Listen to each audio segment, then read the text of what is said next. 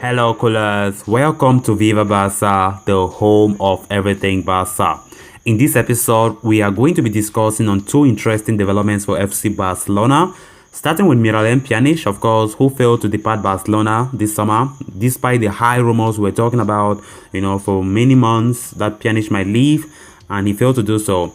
So, with this latest report concerning him, guys, they are saying that FC Barcelona are still desperate to remove Pjanic's salary off their books, and it has been reported that Pjanic's agents are currently looking, a team in a league where they have an open transfer market. Now, the report are saying that Pjanic's agent is looking for teams in Russia and in Turkey, which their system somehow is different from the system in West Europe. Like, the transfer window there is still open as it stands. So we're going to be discussing much more on this story as we move ahead. Then to conclude, talking about Antoine Griezmann's departure, a return to Atletico Madrid that was yesterday on deadline day. I want us to analyze something here, guys. Analyzing why Antoine Griezmann's departure to Atletico Madrid proves that our team is still in serious rebuilding mode. Of course, we know things are not still moving well, and President Joan Laporta have a lot to still do. When we talk about our debt, 1.15 billion pounds, and many things that still need to be arranged, which is not something that can even take a day. It's something for some years. So I think things are still getting messed up. So we're going to be discussing and analyzing on this Antoine Griezmann situation and the case where Barcelona find themselves in. Are we better off with this departure from Antoine Griezmann, or are we worse off? So we're going to be discussing much more on that as we move ahead. So guys, as we get ready to discuss those stories in much detail, do ensure to subscribe to the channel if you're new here, if you're a Barcelona supporter, and also do ensure you watch this video right up to the very end. Pjanic has failed to get a move to the many Serie A clubs that have been linked with him in the past couple of days or so, but there's still some hope that FC Barcelona can move into leagues in which the transfer market has not closed.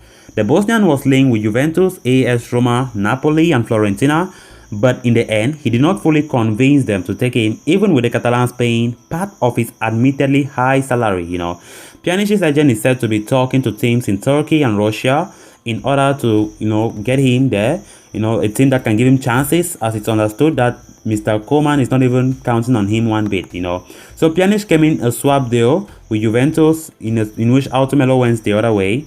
However, Koeman, who was hired after the transfer, has never been a fan of this guy. He is rarely featured despite being one of the best paid players on the squad.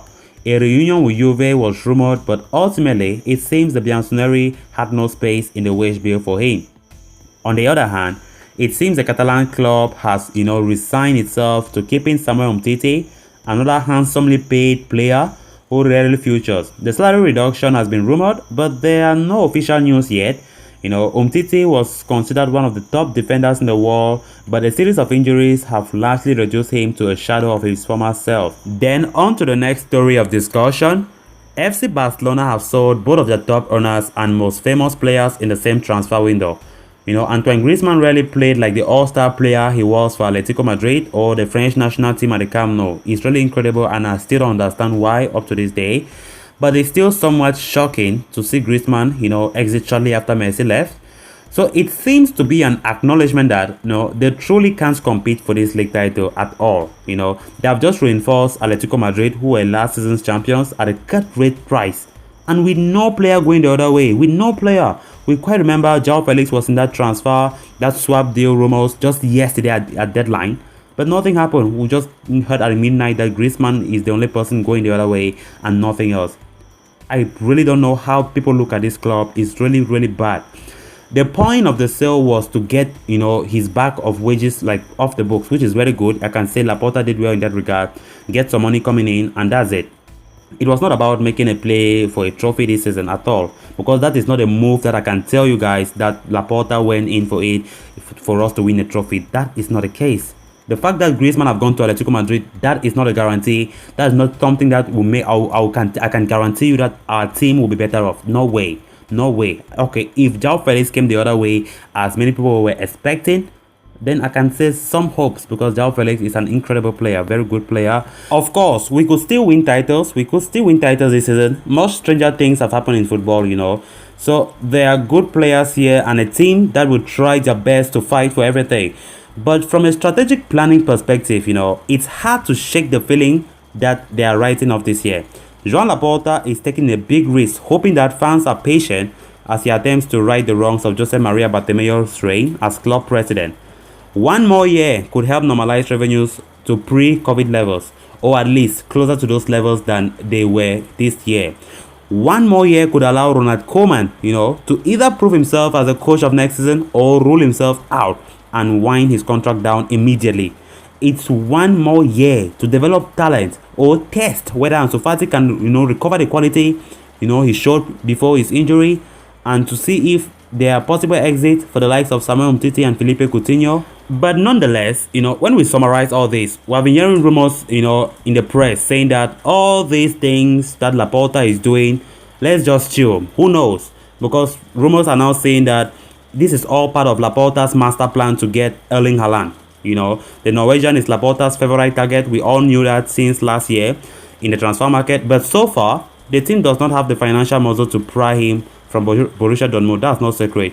Whether Barcelona can convince Haaland, who will essentially have his choice of teams next season, to join this version of Barcelona in the first place, remains a big question, to be honest. A very, very big question. Last season was a transition season, and it's looking very likely that this one will be a transition season as well. We always have transition season since Koeman came. I don't know why.